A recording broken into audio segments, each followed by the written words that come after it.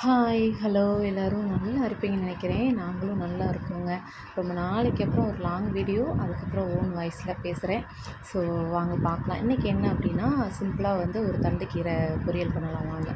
எனக்கு இந்த தண்டுக்கீரை ரொம்ப பிடிக்குங்க. எப்போவுமே இந்த தண்டுக்கீரை கிடைச்சா நான் மறக்காமல் வாங்கிடுவேன். ஸோ இனிமேல் குக்கிங் வீடியோ நிறையா வரும். எனக்கு சப்போர்ட் பண்ணுங்கள். என்னை சப்போர்ட் பண்ணியிருக்கிற எல்லாருக்குமே ரொம்ப ரொம்ப நன்றிங்க. ஆமாம், வீடியோ போடலைனாலுமே ஒரு சில பேர்லாம் ஏன் வீடியோ போடலன்னு கேட்குறீங்க.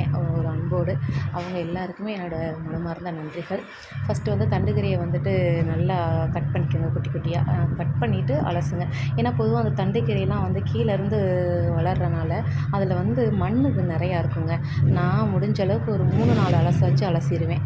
ஏன்னா அதில் உள்ள தண்ணிலாம் ஃபில்ட்ரு பண்ணிவிட்டு பார்த்தோம்னா மண் கீழே படிஞ்சு போய் கிடக்கும். ஸோ அதனால் கீரையை நல்லா வாஷ் பண்ணிவிட்டு கட் பண்ணிக்கோங்க. அதுக்கப்புறம் ஒரு வெங்காயம், உங்களுக்கு எத்தனை வெங்காயம் வேணுமோ அதுக்கு ஏற்ற மாதிரி. ஏன்னா நான் இன்றைக்கி ஒரு கட்டு கீரை வாங்கியிருக்கேன். ஸோ அதுக்கு எனக்கு ஒரு வெங்காயம் போதும். ஏன்னா இது பெரிய வெங்காயம், அதனால் ஒரு வெங்காயத்தை பொடி பொடியாக கட் பண்ணி எடுத்திருக்கேன். அதுக்கப்புறம் பட்டை மிளகா, கடுகு. என்கிட்ட கடுகு இல்லைங்க, கடுகு முடிஞ்சிருச்சு, நான் பார்க்காம விட்டுட்டேன். ஸோ உங்கள் வீட்டில் இருந்துச்சுன்னா கண்டிப்பாக கட்டாயமாக கடுகு போட்டுக்கோங்க.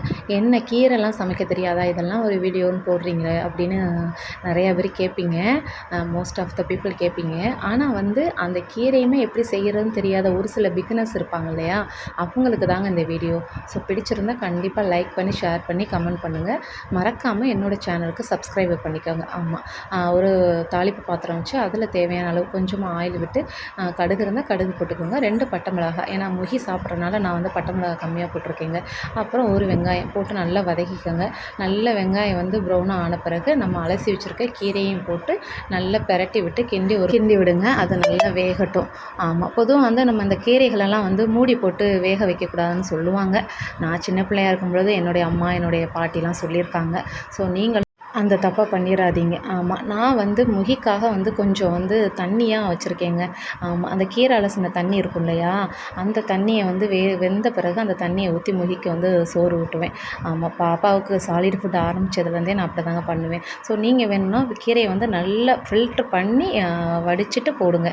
நம்ம ஒரு சில பேருக்கு தண்ணியாக இருந்தால் பிடிக்காது. எப்படியுமே நம்மளுக்கு அந்த கீரையில் உள்ள தண்ணி ஃபில்ட்ரு ஆகி கீழே இறங்கும். நான் முகிக்காக கொஞ்சம் அப்படி ஆக்கி செஞ்சுருக்கேங்க. ஸோ இதுதாங்க கீரை பொரியலோட வீடியோ. Thank you.